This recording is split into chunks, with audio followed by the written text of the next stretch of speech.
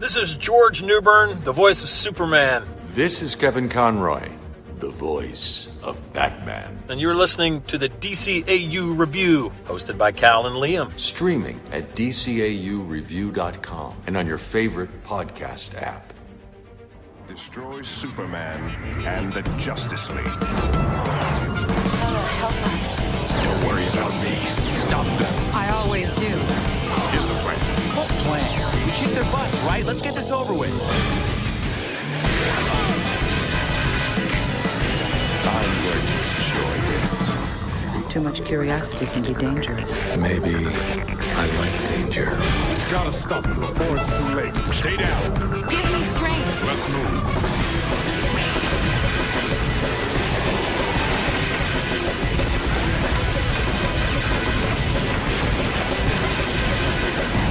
Aren't you gonna thank me? Down, boy. They run like cowards. What are you waiting for? Let me get us out of here. It's either that or prison again. Justice League. Hey everybody, welcome to episode 158 of the DCAU Review. I am one of your two hosts, Cal, with me, my good friend, good brother, and the gentleman that runs our Twitter page. That's right, it's Liam. Liam, welcome to another week here at the DCAU Review, and as we continue along here in our magic month, our month of magic, Magic May, we are excited to do another episode today. That's right, and for the first time in a little while, we are back in the pre-unlimited days of the Justice League as we have returned to the original series, and we've got two episodes to talk about with a two-parter here, The Terror Beyond, Parts 1 and 2. That's right. So The Terror Beyond, of course, here originally debuted on the Cartoon Network back on November the 15th, 2003. So that means we just are coming up on the 18-year anniversary of this episode debuting. So excited to do that. And Liam, as we do that, let's get the official non-sponsored segment, not sponsored by the IMDb.com, but could be. That's right, the official IMDb synopsis for this week's episode. That's right, and we have two, because it's a two-part episode this week, and those synopses read as such. Solomon Grundy attacks a harbor. After the military has him contained, Aquaman arrives and steals Grundy. When the League finds out Aquaman is involved, they head to Dr. Fate to get some answers. And the synopsis for part 2. Fate and Aquaman wanted to sacrifice Grundy to prevent the return of a mystic being. The being has arrived. Aquaman leaves to protect Atlantis. Hawkgirl finds out the being had visited her homeworld long ago. All right, that second one was straight trash. I'm not gonna lie. Both. First of all, you're mixing present and past tenses. That's a big no-no in writing. You pick one and stick with it. That's right. Second of all, there's I don't even know if some of those were sentences. There's a lot of run-ons happening. Yes. Definitely, yeah, that was definitely not their finest work. Yeah. So, yeah, not the best work, but we got two of them, and for the most part, I guess the body of what I just spewed out at the fine listeners here is, in fact, what we can get into with our plot here. We open with Grundy being attacked by the military. Aquaman shows up on a big dragon to save his life. He's finished. Get the cage.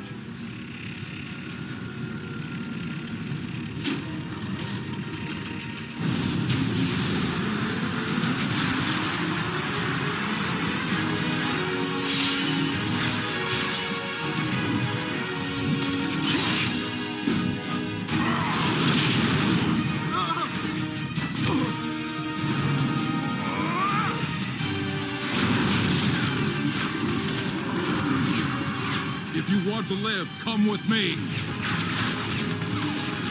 And takes him to... We actually don't get a lot of Justice League in the first part of this episode, or at least the first, 10 minutes or so of the first episode. It's a lot of Aquaman and Dr. Fate. Dr. Fate meets Grundy. They reveal Grundy's origins. We find out it is pretty accurate to the comics, where he was this this sort of classic like 1940s mobster called Cyrus Gold, who eventually is murdered and cursed and thrown into a mystical swamp.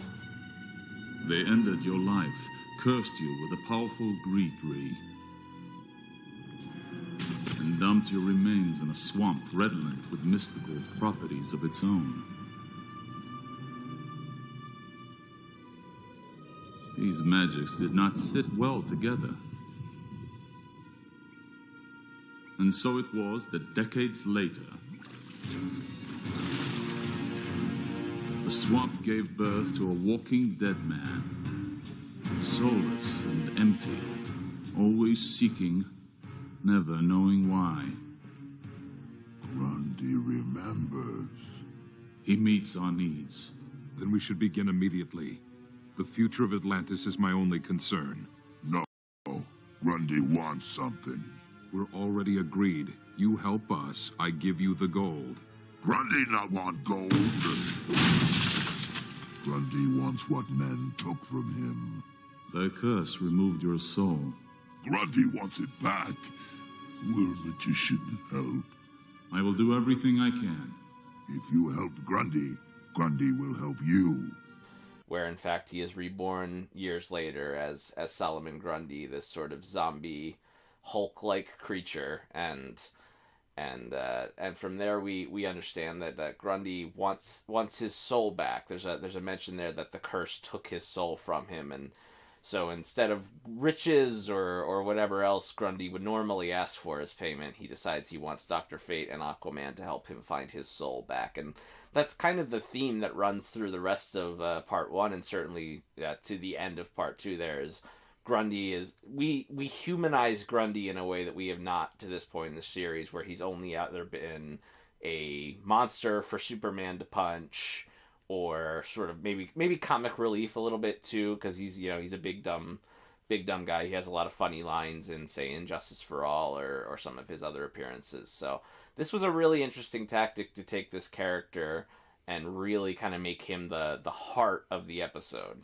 And it's done very, very effectively, as we'll kind of see throughout the episode. But yes, that is the crux of the episode there, and it's interesting because the majority of the, I would say, first part's conflict comes from the fact that Aquaman couldn't leave Superman a note or just briefly, just very quickly explain what's going on. I think there's even a line that he says later on, I think in part 2, where Superman finally demands to know what is happening, because it's Superman and Wonder Woman and Hawkgirl, as the synopsis so gently put, that are together trying to figure out what's going on and where these giant creatures are coming from that are attacking cruise ships in the middle of the harbor, and what exactly is happening in this scenario. And they at first believe that Aquaman maybe has something to do with it.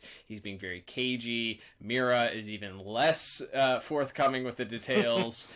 Seriously, if Mira had just said he's trying to protect us from a big scary monster, or if Aquaman goes big octopus guy, scary, attack Earth, that probably would have been able to solve a lot of the episode's, at least the first part's issues, because that's you end up getting heroes fighting each other, which is always interesting. It's I mean, welcome. I don't think it's a trope that I feel Justice League particularly relied on too much. No. That inter-hero conflict. So this is interesting. You also, of course, have the dynamic of Superman versus magic. Wonder Woman also seems to be pretty helpless against magic. But then you throw in Hawkgirl, who, in theory, wouldn't have much, be able to put up much more of a fight than arguably your two strongest heroes in the league, but she, of course, has the magical nth metal mace, as we learn, which draws power from the villain, the main baddie of the episode, Icthulu. Cthulhu. Cthulhu. I knew I was going to butcher that. Cthulhu. Just legally distinct enough to not get sued by the estate of H.P. Lovecraft. That's right. He just happens to look like Cthulhu and shaped like him and be a magic monster. But we digress. Anyway, where did we leave off in the plot? I kind of got off around there. And I'll take the blame for this. I think I forgot to mention the writers and directors and such this episode. We'll get to them as we get to their individual character categories here. But these episodes were written by Dwayne McDuffie, and I think you can tell if you've watched a lot of episodes of television that he's written. It has that. There is a good bit of humor in it, just in like the interpersonal dialogue between Hawkgirl and Superman and Wonder Woman. They feel very familiar with each other, which makes sense because this is pretty late into the show's run by this point. So it makes sense that they would be much. They're a lot friendlier, but the dialogue feels a lot more personal. There's a lot of, Hawkgirl's talking about how she's always the one to spring into action, and she plays bad cop, and Superman kind of has some funny dialogue about you're always the bad cop, and it feels very much like they're a good cohesive unit. But yeah, it is interesting that of the 3 characters that we have of our regular 7 members of the Justice League that we feature in this episode, that it really does become, along with Grundy, it becomes Hawkgirl's story, especially by the start of part 2, as we find out that her people, the Thanagarian people, had once worshipped this Cthulhu being, and basically that the gifts, whatever he bestowed upon them with his magic powers. Culture. Yes, culture. She mentions agriculture, that the Thanagarians were this, this sort of barbaric warrior race. I still don't see how your people could have fallen under the sway of a creature like Cthulhu. Thanagar was a harsh world in those days. Cthulhu gave us agriculture, mathematics, philosophy, the foundations of our entire culture. But something changed. You stopped believing in him. Yes. Modern Thanagarians bow down to no higher power. And that he sort of gave them a lot of culture, but that what he asked in return was too high of a price. So it does become this interesting episode all the way up to sort of the end as Grundy ends up sacrificing himself. And Hawkgirl is kind of the one to comfort him, and it's sort of a strange moment for her because she sort of made it clear that she doesn't really have any sort of faith, and that's sort of the other underlying theme of the episode is Wonder Woman, even Superman to an extent, Aquaman, all seem to have some sort of faith in a higher power, and this is like a very foreign concept to Hawkgirl, to the point where I don't know that she sort of even says that she doesn't even really believe in the concept of souls. Right. And it's really interesting to have her sort of have this sort of adventure that challenges her non-belief. Yep. And in a creative way. And again, it doesn't come off as like a preachy, like we're trying to shove religion at anybody type of episode, but it is that type of thing where it sort of looks, I think, in the grand scale of this epic superhero battle, and there's giant monsters and all these colorful characters, and it also kind of takes a look at why do people have faith? Even if you don't believe in God, if you don't believe in a higher power, why do people find comfort in their belief? And that comes through in sort of the arc of Grundy in these episodes, and even to a lesser extent with Wonder Woman and of course Hawkgirl herself. So I thought they did a really interesting job of, in the midst of all this big time epic superhero action, also giving like a little bit of an examination of like the human condition. And I think that's something that a lot of Dwayne McDuffie scripts often did.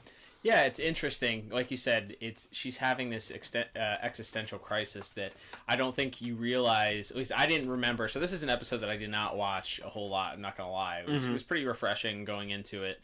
And there are different various elements, homages, as we'll get into talking about perhaps in visuals and later on in the episode. But there are a lot of things that this draws off of. But being able to kind of work that subtle. And again, it's not preaching at people. It doesn't mock people that don't necessarily believe in a deity or in a higher power or have their own personal religion. But it does in a way defend those that do, because a lot of times they're certainly, and I'm not gonna turn this into a preaching session, but there can be intolerance certainly on both sides, whether it's, you know, intolerance for people that choose not to believe in a higher power and God for whatever reason, or for those that simply mock people or see people that do believe in those things as weak or needing something to comfort themselves in life and or are somehow less able to deal with life because of it. So the fact that it sort of has this transformation from her, and her seeing at the end of Grundy's life here as he sacrifices himself, which was, again, it was a bold move to take this character that was, you know, pretty much the laughingstock of the Super Friends era of Hanna-Barbera, and maybe often seen as just an evil Incredible Hulk clone or something like that, and making him a very endearing character here, to the point at the end where he sacrifices himself with the hopes that he would be redeemed, because he needs that redemption, and he recognizes that he wants his soul more than anything. And the little conversation that's had at the end between Aquaman and Hawkgirl right at the gravesite as they're burying Grundy, where Aquaman just says simply, you know, sometimes faith isn't about understanding, it's just about having it. I tried to do this according to human customs. You honor his memory. He was happy at the end. I still don't understand why. It's faith, Hawk Girl. You're not supposed to understand it. You just have it.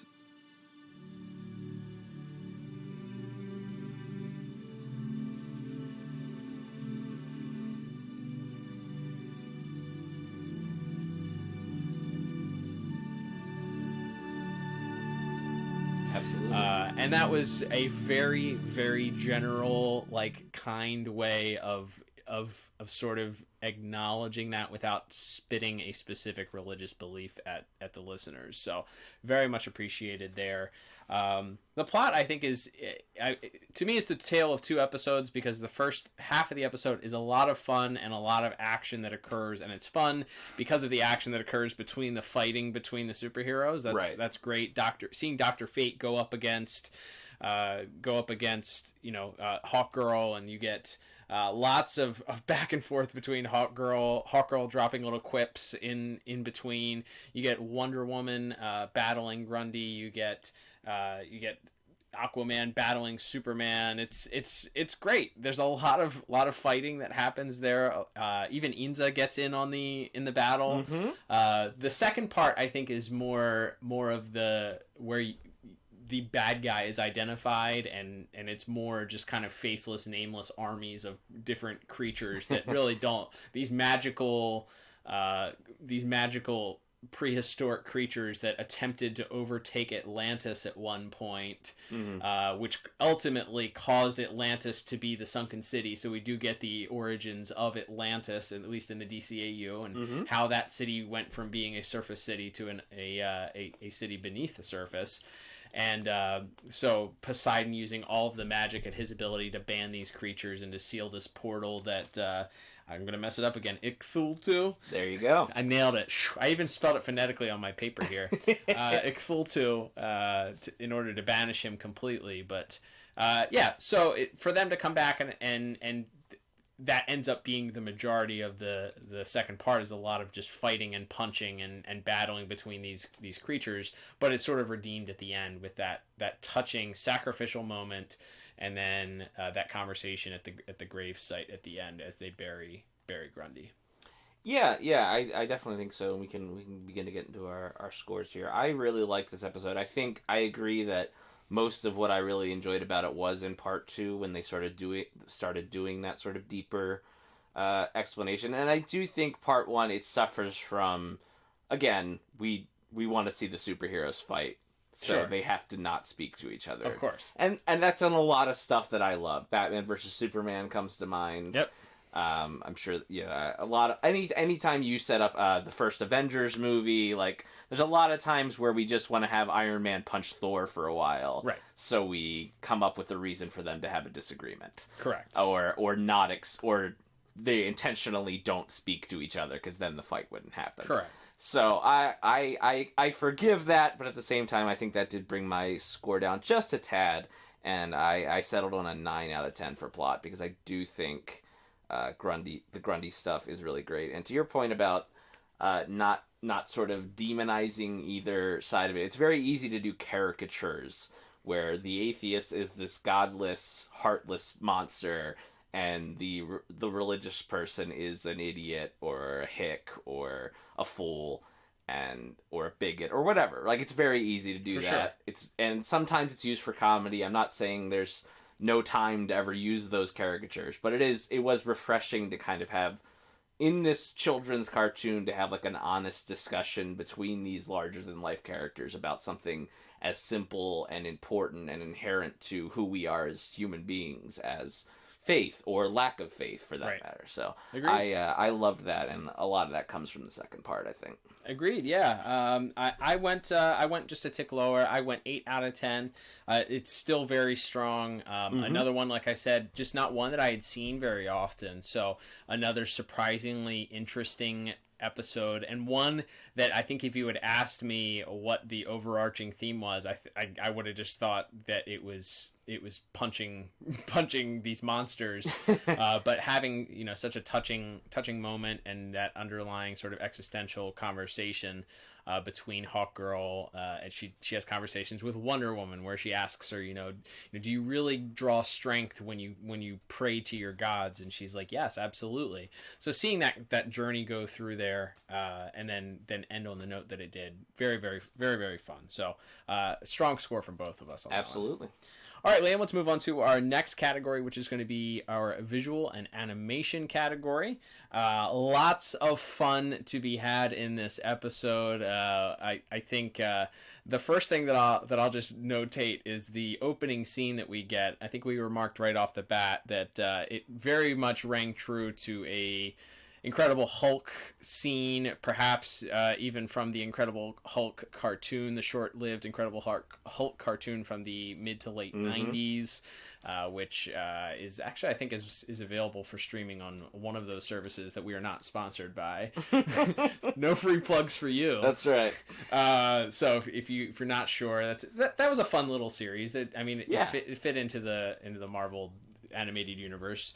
But anyway, so very echoed that, even if not the Hulk cartoon, certainly a Hulk-esque situation where the army is coming after him and he's smashing tanks together, and there's a mustachioed general that is facing off and leading the charge against him. So methinks it wasn't too much of a coincidence that was what they led with there. But what else stood out for you? We have, like as we said, lots of superhero infighting, and then part 2, just the creatures of creatures, and lots of interesting little tidbits with those creatures as well.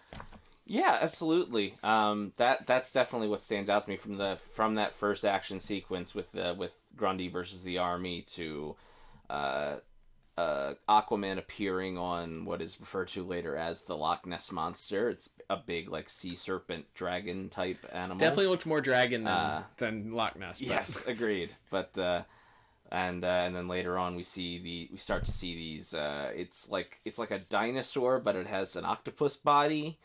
We see a few of them in part 1. They're attacking like a cruise ship that the Justice League. That's kind of where they first come into contact. And then we get some fun fights. The Superman versus Grundy fight that happens in Egypt. Fate sort of teleports all of them away, or tries to, and he's unable to teleport Hawkgirl away. But he teleports Wonder Woman and Aquaman away to Easter Island, and he teleports Superman and Grundy away to Egypt. And I thought they had a pretty fun fight again, maybe, and getting to see some more solo action in this, where you just one against one, as opposed to a lot of the group battles that we're used to. I think that also comes into play. This is maybe more of a plot note, but this is the smallest Justice League roster we've had for a 2-part Justice League story, with just the three of them in action as far as our main Justice Leaguers go. So it's I think that first part has a lot of fun in it. The Aquaman and Wonder Woman fight I think is pretty fun, especially because Wonder Woman's they kind of make it so it makes sense where Wonder Woman's kind of holding her own very well and is even kind of got the upper hand, and then Aquaman is smart enough to take it to the water where he's kind of able to, pun very much intended, turn the tide. And and then that does lead to maybe my favorite single moment. It's both visual and plot, I guess, but where Aquaman returns with Wonder Woman and Superman returns with Grundy, and they're kind of standing around, and Superman again asks Aquaman to explain himself, and Aquaman instead leaps at him to attack, and it just cuts to Superman.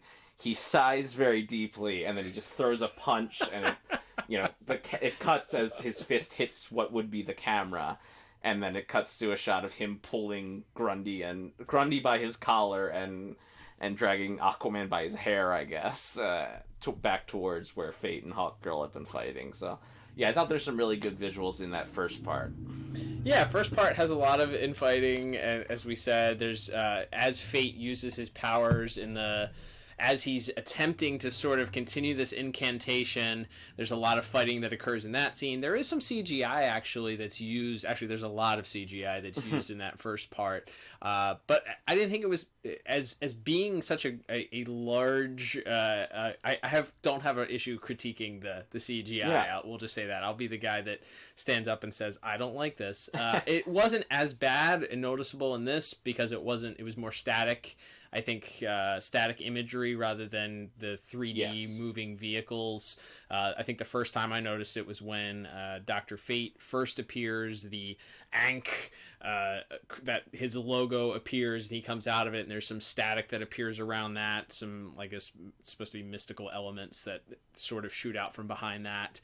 And I thought that looked pretty neat. It was a nice little touch to it. And then almost, I think exclusively, the backgrounds for almost the entire battle between the heroes as this incantation is being summoned by Dr. Fate is sort of this static imagery on top of this moving, spacey, wild, out there background that continues to shift. So that I couldn't tell if that was directly CGI. I think it probably was though, because there was some movement in it. It wasn't just static. So I didn't have as much of a problem as I typically would say that I do with the CGI. Additionally, I would say in the second part, I think that's where we ended up having a lot of fun, especially with the old ones, as they're known as, the creatures, these mystical, magical old creatures. I think you already mentioned it, the sort of octopus dinosaur hybrid characters, whom Hawkgirl actually battles initially in the first episode, and then they sort of return. We also get some interesting additional creatures, some fun just out there. Very, I thought they were pretty Glenn Murakami homages in that second episode, with some of the way that the creatures moved and shaped and the points on them and some of their eyes. There's actually a set of creatures who were a bit of an homage to a very famous, if you're familiar with the Santa Cruz Screaming Hands, it's very popular, and certainly in the skateboarding world and the West Coast here in America, California. Google Santa Cruz Screaming Hands and the image that comes up. I feel like there were a couple homages to that with these specific creatures that literally have screaming hands. But those I thought were neat. Lots of fun, lots of punching and kicking, even some very violent action here as Aquaman begins to take on some of these old ones. They did not have an issue showing these creatures being ripped apart, Liam. Yeah, he's just Aquaman uses his trident, and he's just tearing them in half with his magic trident, and Superman and Wonder Woman are cutting through. There's one of the creatures, like, its arms fall off, and then the arms like burst, and they have these like little stingers that they also walk on, and then they have like these weird mouths on them that kind of looks like something out of Alien or something, that shoots out like another stinger. There's some really weird creatures, obviously all based on the like Cthulhu world that H.P. Lovecraft invented, as we mentioned, but not that for legal reasons. But yes, they do there's a lot of just insane creatures up until the end where Grundy punches his way inside of Icthultu's head because by now he's found out that Icthultu collects souls. And so he's on the lookout for his own soul, and he's fighting through creatures. He gets like stung in the back by this strange sort of cephalopod, another like octopus creature, but that also has like a scorpion's tail. And then he sort of comes to face to face with this giant like venom salamander that also happens to look a lot like Godzilla, I thought, and also like a killer whale. There's some killer whale in there. It's Godzilla because it breathes fire. Yes, the roar was very Godzilla-like, and yes, this is this tremendous sort of final battle that Grundy has with this monster, and then as Hawkgirl takes the mace and smashes sort of the container of souls, and there's this large explosion, and then right down to the very end there, she sort of comforts him, and you see sort of the tears start well up in her eyes and pour down her face as Grundy dies, and then that final scene we get some very nice and respectful #Cape movement as Superman and Aquaman and the rest are there at Grundy's grave, and as we mentioned, we kind of get that final little bit, and we pan down. The last shot of the episode is in fact the gravestone, which is I think our first DCAU reference to the nursery rhyme. Yeah, that being that his gravestone, of course, says Solomon Grundy, born on a Monday. That's right. It doesn't quite rhyme, but if you say it with an accent, it does. Exactly. Yeah, that was very touching visual there. Then all of them at the gravesite. Plenty of #Cape movement to go around there, Liam. You even had Aquaman putting on his cape just for you. That's right. He wanted to show off and show out with that one. But yeah, lots of great visuals in this. I think it's very strong, very fun. It's interesting that even with Icthultu, gosh, why did they pick an easier name? Icthultu. Because they didn't want to get sued. That's right. With Icthultu here, that they ended up going with a static painted image of the creature for the entirety of the episode, I believe. But they animated his eyes, which I thought was interesting. But also lended very well to the episode. I think I had some issues going all the way back to Secret Origins with the Imperium. The Imperium. With the way the Imperium looked, and because it was like not a painted image, but it was less static. I think even in Blackest Night, we had some issues with some static imagery that they used for like the judges panel. This one, because they actually animated the eyes a little bit, I think it actually worked pretty effectively. There was no mouth to move for him to when he was talking, and we'll get into the voice acting in just a second here. But you know, the voice performance certainly created enough to make this impending doom just scream out of this character. So I really liked the fact that they used the static imagery with the animated eye sockets. Yeah, that's a great point. They did a good job of layering that, where it's not entirely relied on the either computer generated animation or traditional animation, and I think it does. It also gives that character, I think, a much better scale, where he just seems like this just massive, unbeatable foe, which is what they're going for, because he's meant to be sort of like this, this squid devil god character. So it makes sense that he would have this sort of massive scale. And the scene where he sort of tied up Hawkgirl and has brought her close, and they're speaking about sort of his former time as the god of the Thanagarians. I thought that has really nice scale to it, and feels very grand and epic as Grundy begins to like hop up the floating rocks to get up to where Icthultu is floating. There's some really tremendous visuals all around, and just a lot of fun to be had between the first two parts. So for all those reasons, I ended up giving plot a perfect 10 out of 10. I think you mean visuals and animation, not plot, but yes. Yep. Visuals and animation, 10 out of 10. Episode was directed by Butch Lukic, by the way. I don't think I said that. There you go. I felt based on the fun had in both episodes. Dr. Fate looks great. Grundy looks good. The animation very consistent across all of the boards. I think in that final scene or not the final scene, but the next to last scene where Icthultu is challenging Shira and tells her that he knows who she is and doesn't believe, or believes that she still has faith in him, and he says he has faith in her, that she still believes in him, and she said she still believes she has faith in her. There's this really great face lighting that they did.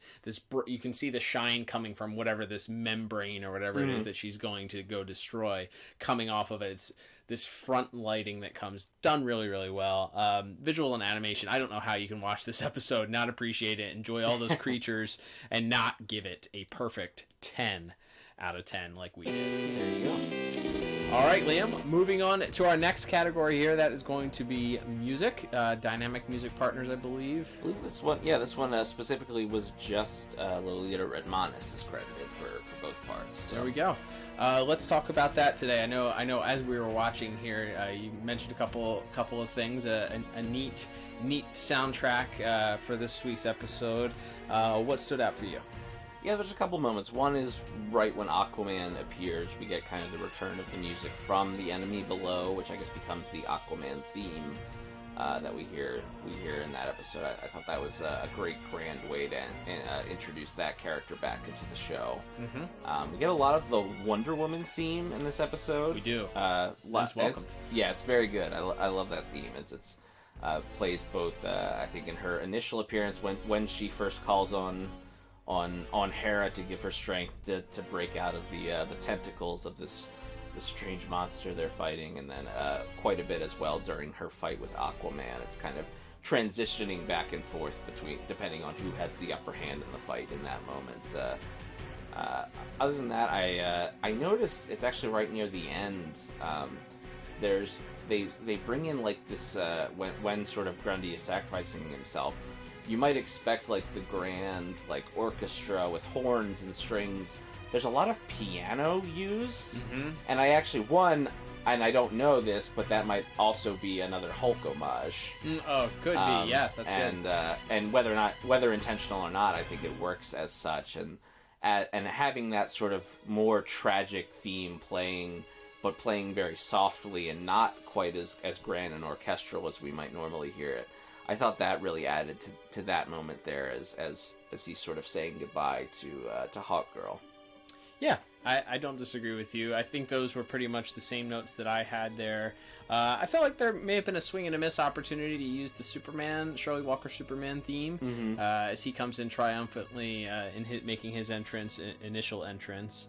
And then later on, I feel like they could have snuck it in there, but that's nitpicking, which we tend to do here occasionally.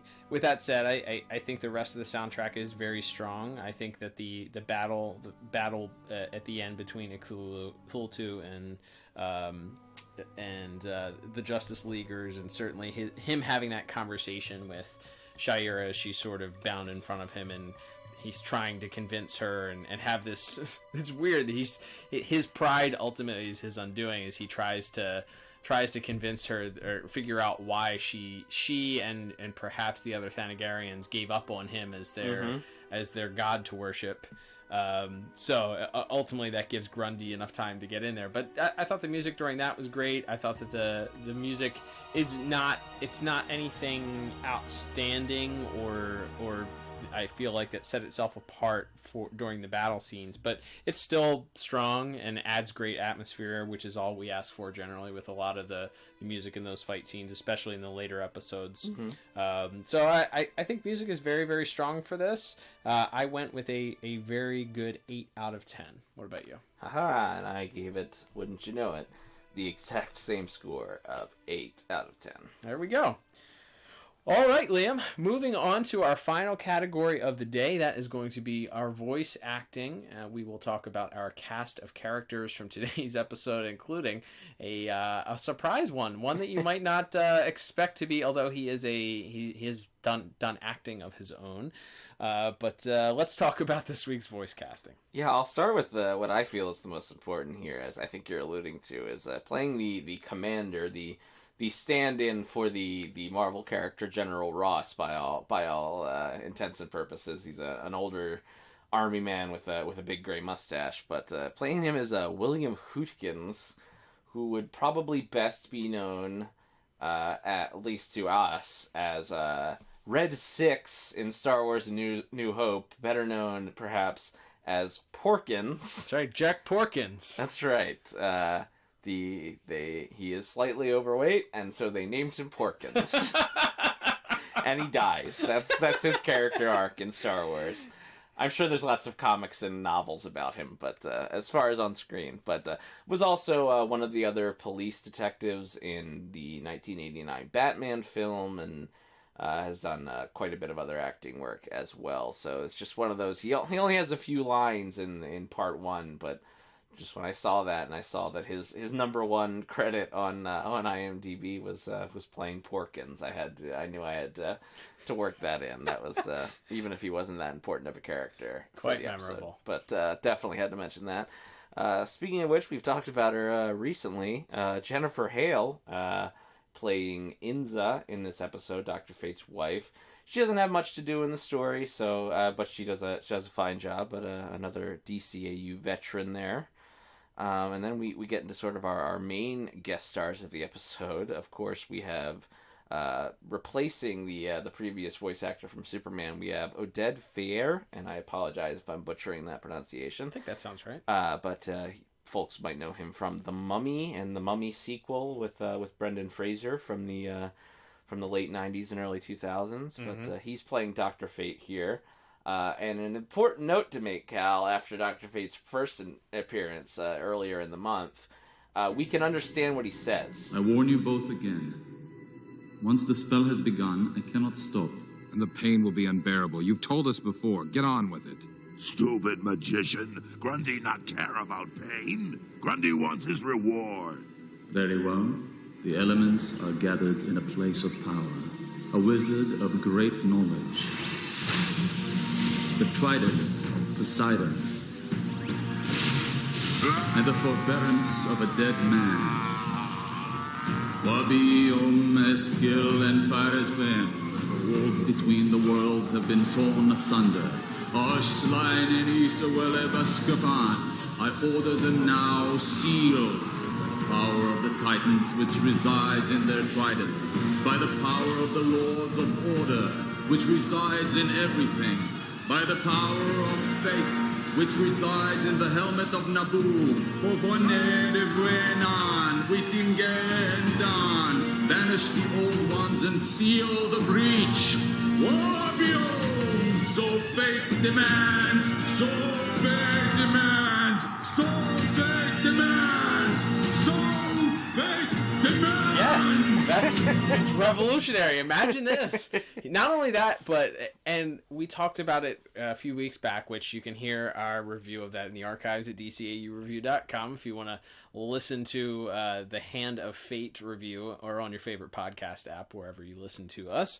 But check that out if you hadn't. But our biggest complaint about that character, other than the fact that perhaps intentionally, perhaps not, the performance was pretty emotionless, but that the sound design team included just the most overbearing echo for both his voice and the villain Karkul in the episode. Both had this terrible echo. Well, they kept the echo, but I feel like this performance and this version of Dr. Fate is much more emotionally connected. Mm-hmm. Yeah, and he's still sort of this stoic character for some of it, but when, say, the Justice League shows up to interrupt his incantation on Grundy in part one, he's able to express sort of the danger that's in place with them not finishing this spell, And sort of this very dramatic goes into one of the act breaks in part one of him doing this loud spell, and he's calling out to the Lords of Order and saying all this sort of, and he starts talking in another language. I'm not sure if it was Latin or what, but he's doing this dramatic spell, and this, the visuals are swelling, and he's energy going everywhere, and the wind picks up, and Aquaman's firing his trident and all this stuff, and he's giving this really over the top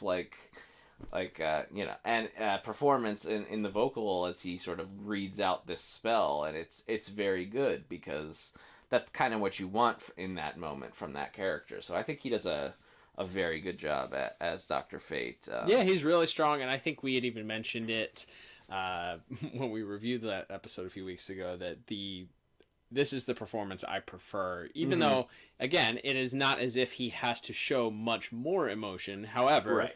It is a more stoic, you kind of see him as this very wise figure, I guess, a powerful, wise figure that is maybe just a little bit emotionally detached, but not without emotion at all, I felt like we experienced in the episode a few weeks back. Absolutely. And other than that, we have Kristen Bauer returning as Mira, and then we have sort of our other big guest stars of the episode. We have Scott Rummel returning as Aquaman, and he has such a specific tone to everything he says. Everything has the same cadence. Right. And normally I think I would say that's a detriment, but because this version of Aquaman is meant to be this sort of, I don't know if it's fair to say one-note character, but everything is he's the king, right? He's the king of the sea, so everything is very serious, and he has a certain cadence when he speaks that I think even slips in a "I have spoken." Yes. Years before the Mandalorian existed. That's right. He slips in a "I have spoken" as a way to end a conversation. And there's also a Terminator homage as he tells Grundy to come with him if he wants to live at the beginning there. But yeah, I think it works. I think especially when he's playing off of Susan Eisenberg as Wonder Woman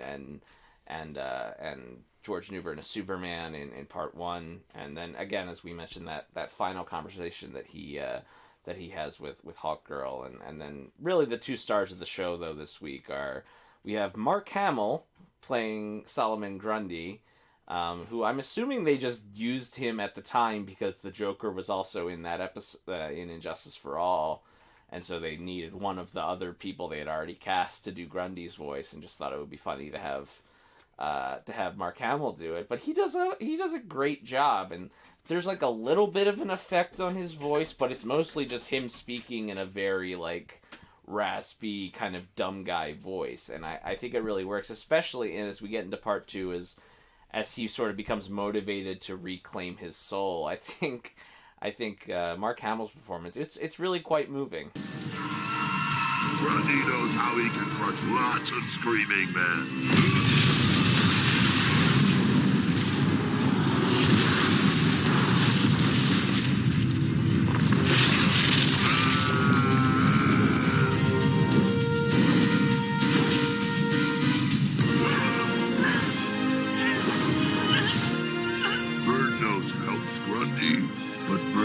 And her friends hate Grundy. Grundy help Birdnose. Birdnose help Grundy, okay? Excuse me. Hawkgirl smash. Yeah, that final scene, we're going to keep talking about it, but the scene as he passes away, or the next to last scene where he passes away, to be able to execute that voice, the style of voice also, as he's speaking in this very broken, non-correct version of English, and definitely not the King's English, and but to invoke emotion and to be able to invoke, it's great. It's a great performance from him. Shocking. What here we are talking about a Mark Hamill performance as being great. Let's all count how many times this has happened before. Color me shocked. Birdnose. I'm here. Grundy thinks he is going away now. No. Just hang on.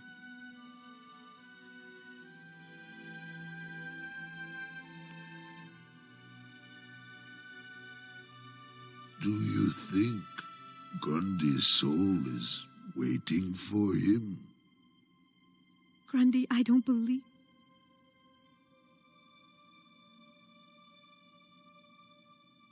Yes, it's waiting for you. Then Grundy gets his reward.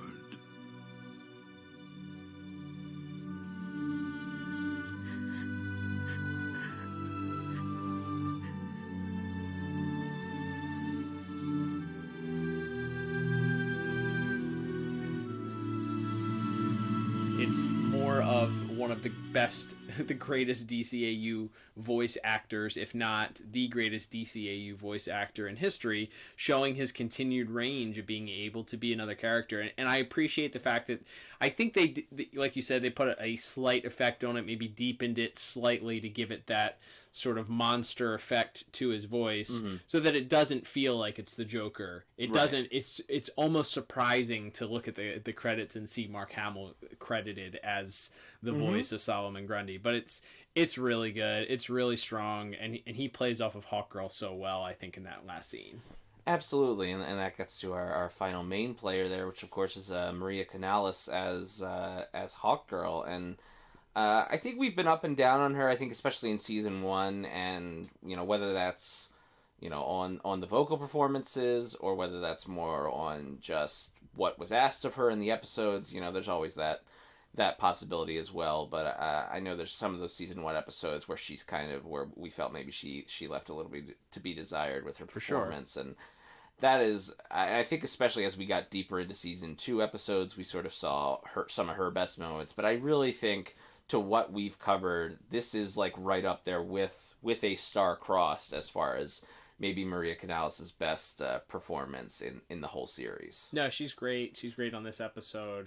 And I think the performance that she ends up giving throughout, again, she has a lot of fun banter back and forth with Dr. Fate in that first part. Lots of quips talking about how she's going to see how that bell on his head sounds when she rings it. She even slips in a Hawkgirl smash line later on. Yes, kind of completing all of the Incredible Hulk references for this week's episode.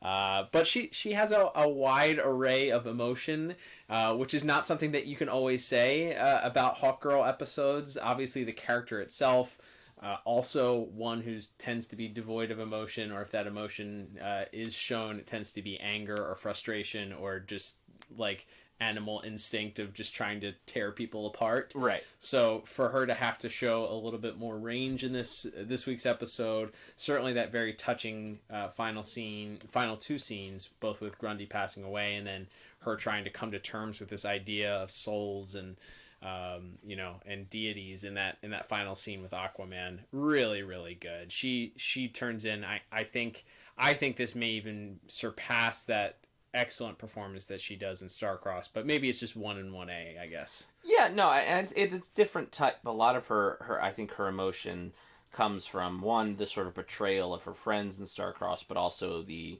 romantic relationship she has with Jon Stewart, and not that those aren't great, but it is interesting to see her in this very far, and like we said, grappling with her own faith or lack thereof, and then sort of developing this bond with Grundy throughout the episodes, and then seeing that severed, and then sort of being, as you said, sort of almost confused by how he could be so at peace and so happy at the end when he's dying. She does such a great job in this episode, and it's so emotional that final scene or the next to final scene is she's she sort of takes Grundy's hand as he begins to pass away, and he's asking if she thinks his soul will be waiting for him on the other side, and she even begins to kind of again dismiss it, and then stops and sort of chooses to comfort him instead as she tears up. Yeah, she tears up. I teared up. Like I was saying, it was getting a little dusty in here for me too. Yeah, it's so tremendous, and it's a real testament to both her and Mark Hamill as actors that they were able to pull that off. And again, while still maintaining this is an adventure superhero show for kids, like to be able to still have that emotional core of the episode and have tremendous acting. It's a credit to both of them, as well as, of course, Andrea Romano as the voice director. So yeah, for all those reasons, and really based on those two's performances alone, I really felt like I had no choice but to give this a 10 out of 10 for voice acting. Wow. Yeah, I'm right there with you. I also gave it a perfect 10 out of 10. Nice. Yeah, it's undeniably just a great performance by some of the people, like you said, that we've tended to be a little bit more harsh on, or had, maybe have not seen some of their, or reviewed some of their strongest performances. I think George Newbern in a supporting role is pretty strong in this week's episode as well. As we already talked about, Susan Eisenberg, even her interactions with Hawkgirl are pretty strong also. But yeah, I think we definitely highlighted the two outstanding performances with Hawkgirl and Solomon Grundy. They're just really, really strong. So great job. Also, kudos, of course, to the brilliant and Andrea Romano, who is the unsung hero a lot of times. We do our best to highlight her whenever possible, but absolutely, her voice direction for this episode through the wide array of different things, and of course, how could we forget Rob Zombie? That's right. Rob Zombie is the voice of Icthultu. It would be last but not least. Yeah, last but not least, he turns into a performance, again, somebody that's done some acting, certainly has directed and starred in his own horror films. Nothing that I've ever seen, so I couldn't tell you whether or not he's any good or not, but I know his movies have a bit of a cult following, and he's certainly a musician. He's a man of many facets, an artiste, if you will. Yeah, and he's a little bit out there, and he does his own thing. But I thought his performance this week also was really, really strong. They put a little bit of effect on his voice as well, but it sounded almost like that it was a slight. It's almost like a layering of his voice. His normal voice layered on top of an effect, which I thought worked very, very well, rather than just having a straight up effect on the voice overall. Speak to me, child of Thanagar. Nothing to say. I've got a gesture for you, but my hands are tied. How I've missed your people's spirit. We don't miss you. We outgrew you. Thousands of years ago. I gave your people everything. Why did you forsake me? Forsake? We threw you out. The price for your favors was too high. My tribute was equitable. I earned your faith. Really? What's a fair price for the souls of my ancestors? Snakeface steals souls. Give Grundy back his soul, Snakeface, or Grundy crush. You hear, Grundy? Give it back! Yeah, and I think his tone is very, he's almost sort of dismissive of these mere mortals trying to defeat him, and when he's sort of talking to Hawkgirl about, why did your people forsake me, and she sort of throws it back at him that the price was too high for what you were giving us, and it wasn't worth it. And then, as you mentioned, that line very much right there at the end when he's still sort of dismissive of the fact that this could possibly be the end of him, and he's telling her, no, I still have faith in you, and the way that again that Maria Canales kind of turns that back on him and uses that as sort of a triumphant moment for her character. Yeah, he does a tremendous job as being just this massive force that's unleashing all of these insane monsters and everything on the world and on the Justice League. So he does a fantastic job as well. Yeah, agreed. I guess that's probably why we ended up both giving it a perfect score for voice acting. Yeah. All right, Wayne. Well, that will bring us to our final. Hello, our old friend, Bonus Point Sound. It's been a few weeks since we last heard you. That means that one of us has a bonus point to add to this episode, and it is not mine. So, Liam, I will throw it over to you to introduce your bonus point for this week. That's right. So, this bonus point, we've already touched on a lot of the Hulk parallels that Grundy takes in this episode, but the foursome that they put together outside of the Justice League here of Dr. Fate, Grundy, Inza, and Aquaman is itself a pretty nice Marvel Comics reference specifically to one of the versions of the team, the Defenders. Not the boring one from Netflix, a cool one. Where we have Aquaman's... Yeah, that's right. Take that, Iron Fist. Aquaman sort of in the standing in for Namor.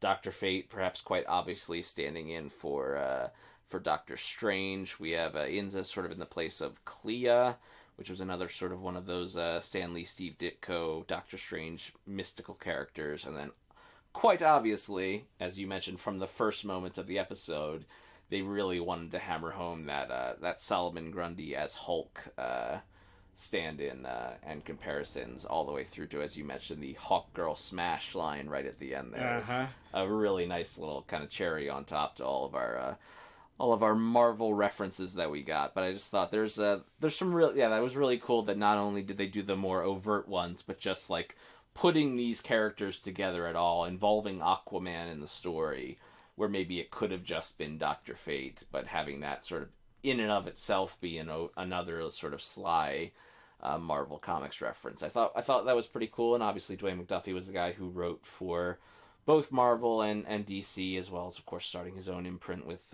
Dennis Cowan and others at Milestone. So some love being shown to the competition, if you will, despite this being a DC show. So I thought that was worth an extra point, an extra shout out in our bonus section here. Love that. Love homages and winks and nods, of course, across different universes. So Liam, I guess that will bring us to our total scores for this week. Totaling everything up on my end here, I come up with a very strong 36 out of 40 for this week. What about you? And I am just a little bit higher, which will actually put this into our top pick section, as it turns out. My final score, including the bonus point, puts me at 38 out of 40. Wow. Well, that's awesome. We've had back-to-back weeks of being in the top picks. This one, the scores are a little bit closer than last week's, but we digress here. I guess, Liam, that will lead us to talking about rewatchability for this week's episode. So I think there's an argument to be made here, because this episode does get a follow-up. Spoiler alert. Grundy does return in an episode that we may or may not be covering later this month. But this also, I believe, I feel like it furthers the character, or humanizes the character, gives you a little bit more background on Hawkgirl. Obviously, we already know how it turns out. We've already reviewed Starcrossed on this platform. You can check that out in the archives at DCAUreview.com if you're interested. But this kind of does give you a little bit more backstory, kind of give you a little bit more about who Hawkgirl is. But that being said, we don't get the return. Icthultu doesn't return, so thankfully I don't have to, stumble over his name 50 more times. Dr. Fate does return. How do you feel about this? Yeah, I would give it a solid thumbs up for rewatchability, because this episode has such a direct sequel, which not only brings up all of the main characters from this episode return in that episode to deal with the resurrected Grundy, but it also deals with Hawkgirl's reintroduction to the series and her returning to the Justice League. Spoiler alert. So that's a big time episode, and almost all of it is driven by what happens in this episode. So I definitely think this is one you got to watch. Absolutely. Yeah, I don't think I can disagree with that, especially based on the story itself. If you're sitting down to watch a Justice League episode, and if you're trying to think outside the box with episodes that maybe you don't remember being as good as they were, this is one that I can attest to and say, I'll testify to say that this one had no recollection of this being so great, and it far and away exceeded my expectations. So, definitely. Definitely worth a watch there. Definitely a thumbs up. Is it important to the overall DCAU? Yes, I think the argument can be made yes, because that follow-up episode and the developments of the Hawkgirl character and certainly the return of Solomon Grundy later on. So I'd say we both give this it's on the rewatchability. 100%. Okay, perfect. All right, Liam. Well, that will begin to wrap things up for this week's episode. Thank you, everybody, for tuning in. Don't forget, if you are listening on one of the podcast apps that lets you give a review, such as Apple Podcasts, do us a favor. Leave a 5-star review and detail what it is that you love about us. That helps the algorithm that gets more people listening to the program, which is our goal here. We just want people to listen to us. We just want people to like us. Exactly. Speaking of liking us, if you haven't done so already, you can subscribe to us on one of those podcast apps to make sure you get episodes delivered to you every Saturday. You can also check us out at DCAUreview.com for the entire archives, and you check out our top pick section, find out the other episodes that we have loved. There's even a worst episodes section as well there. You can figure out which ones we didn't care for so much. If you're looking to support the podcast, you can do one of two things. You can either head over to DCAUreview.com, click on the shop tab, pick yourself up a shirt or a hat, maybe a sweatshirt, a sticker, something to support the pod. We would greatly appreciate that. If you cannot support us financially, that's completely understandable. We get it.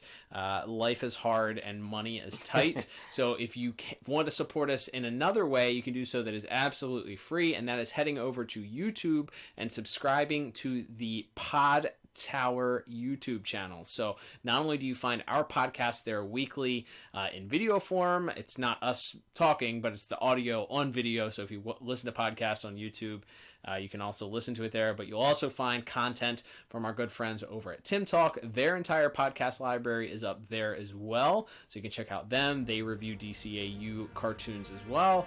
And then you can also get content from the Watchtower database. Their live streams are archived there as well as a few other things from them. We're all one big happy family hanging out there in the Pod Tower. So do us a favor. You want to support us, go over, subscribe to that YouTube channel. And Liam, I guess that will bring us to the time where we preview next week's episode. And that will be... Yeah, well, we've kind of already danced around it, and in fact, we will be heading back a little bit forward in time into the JLU episodes once again, with the direct sequel to this very episode, which of course is entitled Wake the Dead. That's right. Excited to follow up so quickly on this episode. Be interested to see how it measures up in a 22-minute form instead of a 44-minute form. So, that's right. Until then, I'm Cal. And I'm Liam. We will talk to you on the next episode of the DCAU. Bye-bye.